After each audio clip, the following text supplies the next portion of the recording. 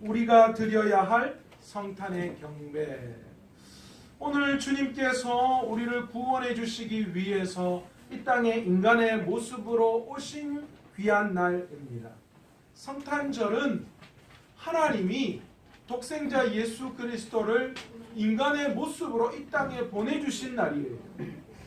자기 비하라고 하는 신학적으로 어려운 단어를 쓰고 있는, 그만큼 세상 우주의 권세를 다 버리시고 이 땅에 오셨다라는 거죠. 그날을 축복하고 기념하기 위해서 우리가 이 자리에 모였습니다. 그런데 너무 감사하게도 전 세계에서는요, 이 성탄절을 기쁨의 날로 지정해서 그 하나님 앞에 올려드리고 있습니다. 그런데 시간이 가면 갈수록요, 이 성탄절의 주인이신 예수 그리스도는 어디 온데간데 없어지고 자꾸만 그 속에 인간이 주인공이 되어서 사람이 영광을 받고 사람이 기뻐하는 날로 바뀌어지기 시작하더라라는 거예요. 여기 오늘 우리 주일학교 아이들과 함께 예배를 드리고 있는데요. 제가 우리 주일학교 아이들에게는 교육했어요. 한번 보실래요? 우리 주일학교 학생들, 성탄절은 무슨 날이에요? 예수님 태어나신 날. 예, 예수님이 그냥 확실하게 알잖아요. 그런데 이런 주일학교 우리 아이들 말고는요, 성탄절이 어떤 날이냐? 산타크로스 할아버지에게 선물 받는 날로 알고 있어요. 또 세상 사람들은요, 이 성탄절날 자기네들끼리 막년회다, 송년회다 하면서 뭐 하는 거예요? 서로 친목하고 단합하는 그런 날로 착각하고 있습니다. 사실 이 산타크로스 할아버지는 성탄절의 주인공이 아닙니다. 사실은 터키 지역에 있는 이 성 니콜라스라고 하는 이 성당에, 거기에 신부가 당시 성탄절이 되었는데 결혼을 하지 못하는 그런 가난한 부부를 보고, 그래서 굴뚝으로 몰래 결혼식에 필요한 돈을 집어 넣어줬다라고 합니다. 그런데 그 돈이 벽에 걸려있는 양말에 떨어져서 그 돈이 양말 속에 들어가서, 그래서 그것이 유래가 되어서 성탄절에 기쁘고 즐거운 날, 그래서 선물 받는 날, 그렇게 자꾸 점점 와전되어 왔다라는 거예요. 예, 성탄절 선물을 합니다. 어려운 사람들을 돕습니다. 왜 그렇습니까? 거기에 하나님이 계시기 때문이죠. 그래서 우리가 그들에게 찾아가서 선물을 주고 위로하는 건 있을 수 있지만, 그러나 그 성탄절의 주인공이 결코 산타크로스 할아버지도 아니고 우리가 되어서는 안 된다는 거예요. 이 성탄절의 주인공은 오직 예수 그리스도밖에 없는 줄로 믿습니다. 그런데 왜 우리가 이 날을 기념하여 지킵니까? 왜 이 날이 우리에게 기쁜 날입니까? 어떤 분이 그러시더라고요. 교회에서는 성탄절이 1년 중에 가장 큰 날 아니냐? 동의하십니까? 저도 그렇게 생각해요. 성탄절이 교회 절기상으로는 어쩌면 가장 기쁘고 중요한 날입니다. 왜 그렇습니까?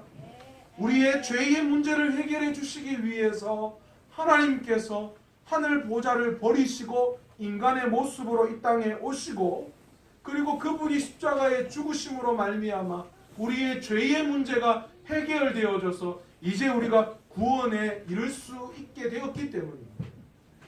우리가 그날을 기념하기 위해서 이날 모였고, 그러기에 우리는 이 날이 우리 그리스도인들에게는 최고 기쁜 날이 될 수밖에 없다라는 거죠. 그리고 우리는 오신 그리스도뿐만이 아니라 이 성탄절에 다시 오실 예수 그리스도를 갈망하며 기대하는 마음, 그 마음이 우리 마음 가운데 있다라는 것입니다. 그렇다면 여러분, 오늘 이 예수님의 탄생하신 성탄절, 이 기쁨을 맞이하는 우리들이 어떤 마음으로 이 성탄절날 하나님 앞에 예배를, 하나님 앞에 경배를 드려야 할까요? 저는 그 모델을 오늘 본문에 나오는 동방박사들의 경배를 통하여서 하나님 앞에 우리가 이 기쁜 성탄절날 진정으로 어떻게 하나님 앞에 경배해야 하는지를 함께 알아보려고 합니다. 먼저 예수 그리스도를 기다리면서 우리가 어떻게 경배해야 되는가? 우리는 동방 박사들이 어느 지역 사람인가를 우리는 좀 먼저 알아보아야 합니다. 동방 박사들 어떤 지역에 살아있던 사람이냐? 동방에 있는 사람이다라는 거죠. 그럼 이 동방이 어디냐? 사실 명확하게 성경에서 동방은 이곳이다라고 정해 주시지 않았어요. 그러니까 동방이 정확하게 어떤 나라인지 어떤 곳을 말하는지 우리는 알 수가 없지만 미루어 짐작컨대 바벨론, 때로는 이 바벨론이 망하고 페르시아라는 나라가 존재했을 때에 그때의 동쪽 끝에 있는 지역, 그 지역이 동방이다 우리는 알 수 있습니다. 그런데요, 이 지역에는 사실 상당히 많은 유대인들이 함께 살았습니다. 왜요? 왜 유대인들이 이 동방 지역에 많이 살았을까요? 바벨론의 포로로 끌려가고 1차, 2차, 3차 귀환이 일어났지만 여전히 고향으로 돌아가지 않았던 유대인들이 그곳에 있었기 때문이죠. 그렇기 때문에 아마 그곳에 있는 사람들 중에 유대인들이 섬기고 유대인들이 기다렸던 메시아에 대한 그런 갈망이 그 지역에도 여전히 존재하고 있었다. 우리는 그렇게 볼 수 있습니다. 자, 그리고 동방의 박사들은 어떤 일을 하는 사람인가 우리가 또 한번 알아봐야 됩니다. 동방이라는 나라가 어떤 나라고 도대체 이 동방의 박사들이 어떤 사람이기에 그리스도의 탄생을 기념하고 경배했는가? 이 동방의 박사들, 여러분 이걸 우리가 해석하기 위해서 우리가 먼저 알아보아야 할 것이 있습니다.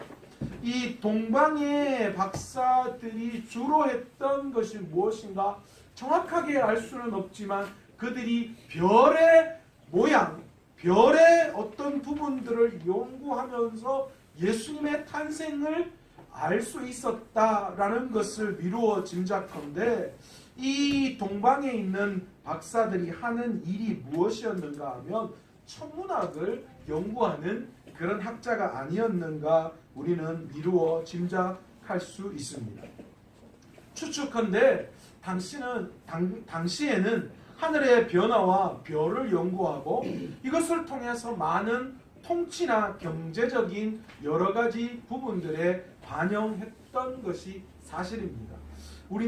우리나라도 예전에 농사 지을 때요, 이런 하늘의 변화 또 여러 가지 달의 변화에 맞추어서 농사를 지었던 것처럼 당시 페르시아에도 이런 일들이 여전히 존재하고 있었습니다.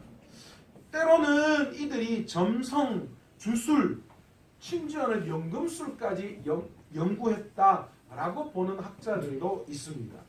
그러니까 종합해 보면 아마도 이 페르시아에서 온 이 동방의 박사들은 여러 가지 이런 세상에 일어나는 일들을 연구하는 현명한 사람들로 우리는 볼 수 있습니다.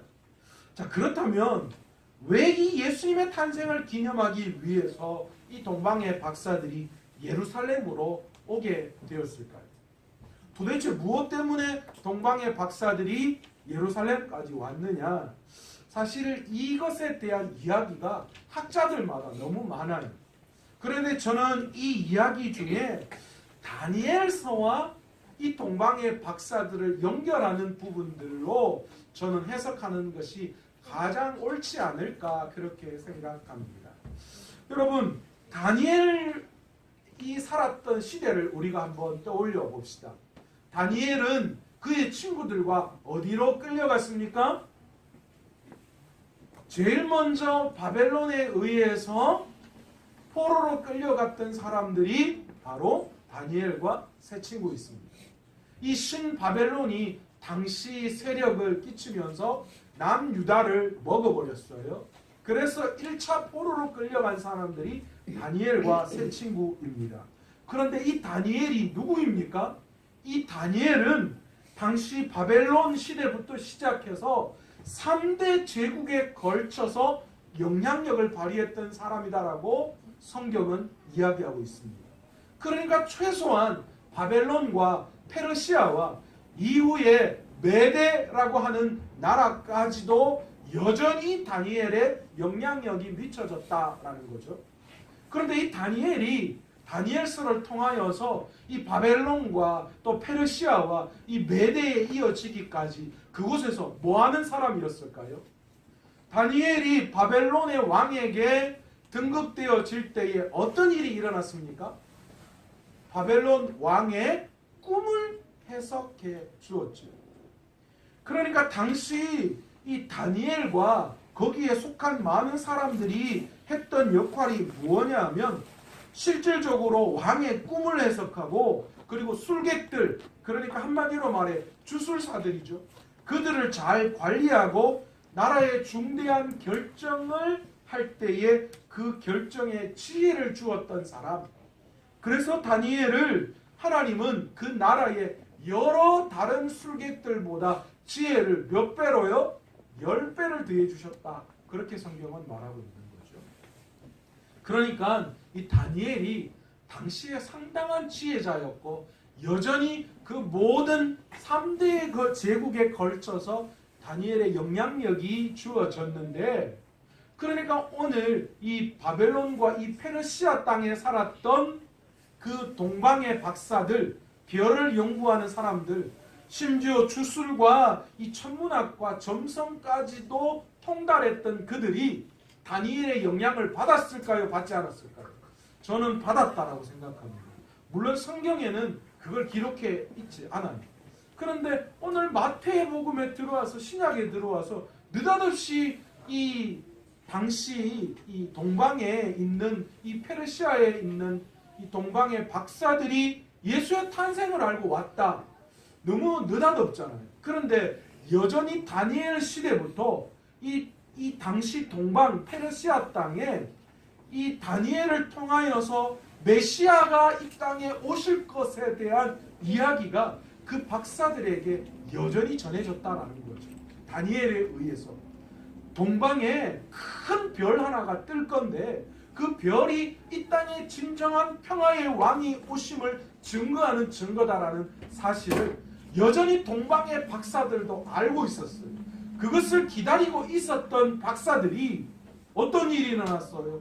어느 날 별을 연구하는데 큰 별이, 다니엘이 그렇게 이야기했던 그 큰 별이 뜨게 되었던 거죠. 그러니까 그들이 직관적으로 어떤 마음이 들었어요? 그랬구나. 그 다니엘 시대에 예언했던 그 평화의 왕, 평강의 왕, 그 왕이 태어날 징조구나. 도대체 어디에서 어떻게 태어날까를 기대할 수밖에 없고 그 별을 쫓아서 진정한 왕이 태어날 것을 찾아올 수밖에 없었겠죠. 오늘 이 동방의 박사들이 이 예루살렘으로 예수의 탄생을 기념하기 위해서 온 이유는 바로 여기에 있었다라는 것입니다. 자, 그렇다면 이들이 어떻게 이 유대 땅에 태어나신 메시아를 경배할 수 있었을까요? 그런데 사실 이 동방의 박사들이 이 예루살렘까지 오는 게요 쉽지가 않았어요. 지금 이 페르시아, 이 동방이 어디냐 하면 지금으로 말하면 이란 땅이에요. 이란 땅. 이란 땅에서 예루살렘까지 도착하기 위해서 지금 나 있는 길로 계산을 하면 약 한 2,000km가 조금 못 된다고 합니다. 지금 나 있는 도로로 따지면 한 2,000km 정도 된대요. 그런데 옛날에는 지금처럼 도로가 나 있었을까요? 산 넘고 물 건너 바다 건너 뭐 그렇게 갔을 거예요. 그러니까 지금보다도 훨씬 더 어려운 더 먼 길이었으니 틀림없습니다. 지금은 2,000km다라고 했을 때 자동차 타고 가면 되지 이렇게 생각했지만 그때는 자동차 있습니까? 비행기가 있습니까? 전혀 없습니다. 기껏 해봐야 뭐 타고 가는 거예요? 낙타나 말을 타고 가는 게 그것이 다였습니다. 그러니까 최소한 이들이 동방에서 별을 보고 예루살렘으로 가기 위해서는요 약 수개월의 시간이 걸렸을 거예요. 그러니까 이 길이 쉬운 길이 아니었다라는 거죠. 그럼에도 불구하고 이들이 동방에서 예수 그리스도를 경배하기 위해서 출발했다라는 겁니다. 저는 오늘 이 동방 박사들이 귀한 주님을 위해서, 귀한 주님을 경배하기 위해서 출발했던 것처럼 오늘 성탄절을 맞이하는 우리의 경배가 바로 이 동방 박사의 마음으로 경배할 수 있는 저와 여러분 되시기를 간절히 축원합니다. 동방 박사는 상당한 긴 시간을 하나님 앞에 경배하기 위해서 드려야 했습니다. 이들은 자신의 모든 시간을 포기하고 낙타를 타고 수개월 동안 왕을 만나기 위해서, 왕을 경배하기 위해서 이 땅에 왔습니다. 여러분, 그런데 우리는 어떻습니까? 오늘 이 시간 우리의 마음 가운데에 예수 그리스도에게 경배해야 할 그런 시간, 그 시간을 진정으로 하나님 앞에 드리고 있습니까? 현대인의 최고의 핑계가 어떤 핑계인 줄 아십니까? 시간이 없어서입니다. 뭘 이야기하면 아유 미안한데 내가 시간이 없어서, 뭐 어떤 이야기, 내가 시간이 없어서 그렇게 이야기합니다. 최고의 핑계죠. 그런데 여러분, 오늘 살아가는 현대인들이 가장 힘든 헌신 중에 하나도 무엇을 선택하냐 하면 바로 이 시간의 헌신입니다. 왜요? 시간이 없대요. 시간이 없어서 못하겠대요. 그런데 여러분, 시간이 왜 없습니까? 여러분, 현대를 살아가는 우리들이 다 시간의 노예가 되고 있어요. 왜 그렇습니까? 우리의 시간을 누구를 위해서 사용하기 때문에요? 세상을 위해서, 날 위해서 사용하기 때문에 정작 하나님께 드려야 할 경배의 시간을 하나님 앞에 드리지 못하고 있다는 겁니다. 그런데 오늘 여러분, 진정으로 하나님이 원하시는 경배는 다른 것이 아니라 오늘 우리의 시간을 내어서 세상에 드렸던 그 시간을 하나님 앞에 진정으로 드릴 수 있는 바로 그 시간을 하나님 앞에 드리는 경배를 오늘 하나님이 기뻐하시고 받아주시는 줄로 믿습니다. 동방의 박사들은요, 수개월, 때로는 어떤 학자들은 1년 넘게 걸렸다라고 하는 사람들이 있는데 그 시간을 예수 그리스도를 경배하기 위해서 드렸어요. 그 사람이 시간이 남아 돌아서 그랬겠어요? 남아 도는 시간 때문에 그냥 그냥 예수라도 만나러 가자 이런 마음으로 드렸을까요? 아닙니다. 동방의 지혜자이고 박사입니다. 그들의 시간을, 그 수개월간을 내어서 하나님을 경배하는 것, 그 걸음을 걸어가는 것 쉽지 않았을 거예요. 그러나 여러분, 우리가 오늘 이 동방박사의 시간을 드렸던 것처럼 우리의 삶을 통하여 우리의 시간을 하나님 앞에 드려 경배할 때에 하나님이 그 경배를 기뻐하시는 줄로 믿습니다. 여러분, 우리의 시간의 우선순위를 잘 표현하는 그런 의미의 이야기가 하나 있습니다. 우리의 시간의 중심이 어디에 맞춰져 있는가를 잘 나타내는 말이기도 합니다. 바로 이 말입니다. 우리는 교회와 우리의 집의 거리를 표현할 때 우리는 쉽게 이렇게 이야기합니다. 교회가 너무 멀어서 힘들다 이렇게 표현합니다. 여러분, 교회가 너무 멀어서 힘들다는 말의 중심은 교회에 있습니까? 우리 집에 있습니까? 우리 집이 내가 교회를 이야기하는 그 거리의 중심에 있죠. 그런데 우리의 중심이 집이 아니라 교회가 중심이 된다면 우리의 이야기는 어떻게 바뀔 수 있습니까? 집이 교회보다 멀어서 큰일 났다. 집이 너무 멀다. 이렇게 표현하는 것이 맞겠죠. 그죠? 우리의 중심이 하나님이 아닌 세상에 맞추어져 있을 때에 우리가 진정으로 하나님을 경배하는 길이 막혀진다는 겁니다. 우리의 시간도 마찬가지입니다. 우리의 중심이 내 중심이고 우리의 시간의 중심이 내 중심, 세상 중심일 때에 우리가 하나님 앞에 이렇게 핑계를 대죠. 하나님, 시간이 없습니다. 시간이. 누구를 위해서 그 시간을 쓰기 때문에 시간이 없다라고 이야기합니까? 우리가 하나님은 중심이 아니라 세상이 중심이 되고 내가 중심이 되기 때문에 하나님 앞에 경배를 드릴 시간이 없는 거 아닙니까? 오늘 그래서 이 시대를 살아가는 그리스도인들이 가장 헌신하기 힘든 게 시간의 헌신이 되는 거예요. 오늘 진정으로 이 성탄의 기쁨을 하나님 앞에 올려드리기 위해 우리가 준비해야 될 경배는 시간의 경배입니다. 하나님 앞에 우리의 시간을 드릴 수 있는, 우리의 시간 동일하게 우리 모두에게 다 하루를 24시간 주어졌는데 그 시간을 하나님 앞에 진정으로 경배로 드릴 수 있는 저와 여러분 되시기를 원합니다. 두 번째 동방박사들은요, 가장 존귀한 것을 주님을 위해서 드리며 경배했습니다. 황금과 유향과 모략이었습니다. 그런데 이 세 가지 예물의 의미가 참 다양하게 해석되어졌습니다. 사실 학자마다 되게 다양해요. 이걸 어떻게 보느냐. 저는 이렇게 보고 싶습니다. 황금은 왕의 상징입니다. 그렇죠? 유향은 무엇입니까? 우리가 제사를 할 때 피우는 향기입니다. 모략은 죽은 사람이 썩지 않도록 그리고 좋은 냄새를 나도록 바르는 것이 바로 모략입니다. 그러니까 주님의 죽음을 준비하는 거죠. 왕이신 예수님, 또 제사를 주관하시는 바로 그 제사장 되시는 예수님, 우리를 위해서 이 땅에 죽으시려고 오신 그 죽음의 의미를 포함하고 있는 귀한 이 예물을 동방의 박사들이 가지고 왔다라는 거예요. 그런데 사실 이 동방 박사들이 가지고 온 이 예물은 세상적으로 볼 때도 굉장히 소중하고 가치 있는 예물이었습니다.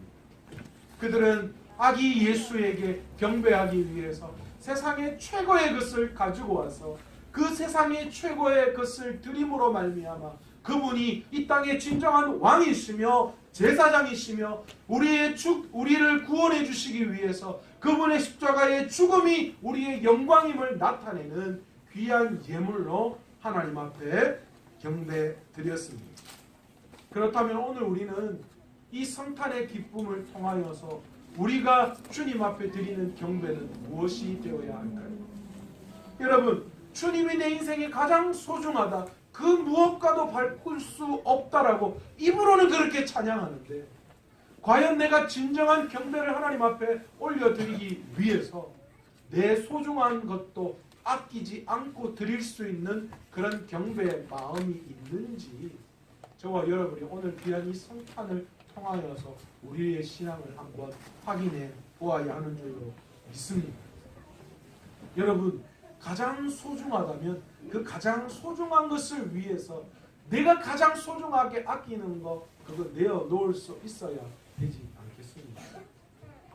오늘 동방박사의 가장 소중한 세상의 것을 우리 아기 예수께 드리며 그분의 탄생을 기념하며 경배했던 것처럼 오늘 이 귀한 성탄절을 통하여서 가장 귀한 것을 주님 앞에 올려드릴 수 있는 저와 여러분 되시기를 간절히 축원합니다. 마지막으로요, 진정한 기쁨의 경배를 하나님 앞에 올려드려야 한다라는 겁니다. 오늘 본문 2장 3절에 보시면 동방박사들이 아기 예수를 보고 한 표현이 있습니다. 그들이 별을 보고 뭐 했다라고 이야기합니까? 매우 크게 기뻐하고 기뻐했다. 그렇게 표현하고 있습니다. 그러니까 매우, 그리고 또 뭐요? 크게, 그리고 또 뭐요? 기뻐하고 기뻐했다. 이렇게 같은 의미의 단어를 조금씩 강조하면서 반복해서 사용하면서 그들의 경배의 마음을 담았습니다. 여러분, 마요네즈 아시죠? 그죠? 마요네즈가 처음 나올 때의 이름이 오뚜기 마요네즈였습니다. 그런데 그 마요네즈가 어느 날 갑자기 이름을 살짝 바꿨습니다. 어떻게 바꿨습니까? 오뚜기 골드 마요네즈 이렇게 바꿨습니다. 그러다가 조금 몇 달이 흐르니까 이름을 다시 바꿨습니다. 뭐로 바꿨습니까? 오뚜기 슈퍼 골드 마요네즈로 바꿨습니다. 그러더니만 어느 날 조금 또 바꾸더라고요. 오뚜기 슈퍼 울트라 메가 골드 마요네즈 이렇게 계속 이름을 바꾸더라고요. 그러니까 이 마요네즈 회사가 지금 뭐 하는 거예요? 이 마요네즈 진짜 좋은 마요네즈다. 그걸 강조하기 위해서 앞에 뭘 이야기하는 거예요? 더 강하고 좋은 단어를 앞에 계속 반복적으로 붙여서 이 제품이 좋은 제품이다라는 걸 이야기하죠. 오늘 동방 박사들이 예수 그리스도의 탄생을 보고 그 별이 있는 것을 보고 그의 경배의 기쁨을 나타낼 때 어떻게 쓰느냐? 그렇게 쓰고 있는 거예요. 매우 그리고 크게 그리고 기뻐하고 기뻐했다. 그렇게 표현하고 있어요. 그러니까 진짜 내 마음에 기쁨이 충만해서 드려지는 기쁨이다라는 거예요. 여러분 오늘 이 성탄이 오늘 동방 박사들처럼 크고 매우 기뻐하고 기뻐하는 마음으로 오늘 여러분 올려드리고 계십니까? 아니면 2018년도 또 성탄절이네. 아이고 돌아서면 성탄이고 돌아서면 성탄이고 그런 마음으로 성탄의 예배로 오늘 올려드리고 있습니다. 바리새인과 사두개인들이요. 오늘 동방 박사들이 헤롯이 있는 유대 땅으로 들어올 때에 헤롯 왕이 깜짝 놀랐어요. 동방에 있는 낯선 사람들이 이 유대 땅으로 들어오니까 그 지역에 소동이 일어났다라고 성경은 기록하고 있습니다. 그래서 이 헤롯이 이 동방의 박사들에게 네 왜 왔노? 그렇게 물었어요.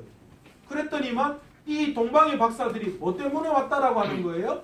평강의 왕, 그 왕을 찾기 위해서 동방에서부터 별을 보고 여기까지 왔다. 그렇게 이야기했어요. 그러니까 헤롯이 깜짝 놀랐어요. 그래서 이 당시 종교 지도자들에게 이 바리새인과 서기관들에게 도대체 이 메시아가 어디에서 나타나느냐 그렇게 물었어요. 그랬더니만 이 사두개인과 바리새인인 이 종교 지도자들이 뭐라고 이야기합니까? 그거 어렵지 않다고. 성경에 기록되어져 있다고. 그러면서 어디를 지목했습니까? 유대 땅 베들레헴이라고 구약에 게시되어 있는 말씀을 이야기했습니다. 그런데 여러분 너무 아이러니하지 않습니까? 동방에서 2000km를 달려온 박사들은 그곳에서 가서 경배를 드리는데 정작 경배 드려야 할 사두개인과 바리새인 종교 지도자들은 불과 달려가면 몇 시간 만에 갈 수 있는 그 베들레헴에 가지 않고 주님을 경배하지 않았다라는 사실. 여러분 오늘 이 성탄을 맞이하면서 우리가 이 종교 지도자들이 바리새인과 사두개인처럼 이 성탄을 보내어서는 안 되는 줄로 믿습니다. 그냥 늘 그렇게 계시되어져 있지 뭐 그냥 내한테 정해져 있는 늘 해마다 오는 그런 날이 성탄절이지 뭐 이런 상투적이고 틀에 박힌 사고로 이 날을 기념하고 지키는 날이 아니라 동방의 박사들처럼 들의 양떼를 치는 목자들처럼 진정한 주님 이 땅의 구원을 위해서 인간의 모습으로 오셔서 기꺼이 십자가에서 죽으시고 부활하시며 우리를 구원에 이르게 하신 그 놀라운 사실 그것을 오늘 이 시간 이 성탄을 통하여 우리가 깨닫고 동방 박사들처럼 진정한 경배 시간과 우리가 소중히 여기는 최고의 것을 주님 앞에 드리며 무엇보다도 진정으로 우리의 마음이 감동되어서 기쁨으로 주님 앞에 이 귀한 성탄절을 올려드릴 수 있는 그런 경배가 오늘 이 성탄절에 드려지는 저와 여러분 되시기를 원합니다. 오늘 예배 드리니까 다 끝났다 뭐 이제 올 한 해 끝났다 이거 아니고요.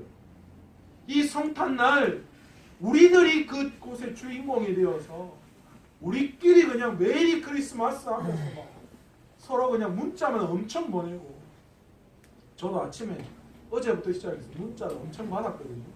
심지어는 예수 안 믿는 사람들도 메리 크리스마스 하고 그러더라고요.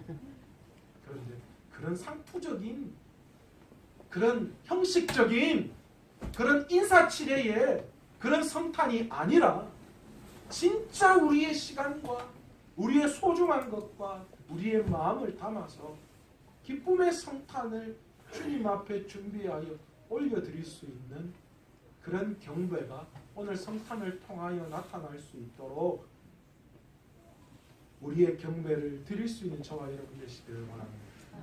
주님은 이 땅에 2000년 전에 오셨어요.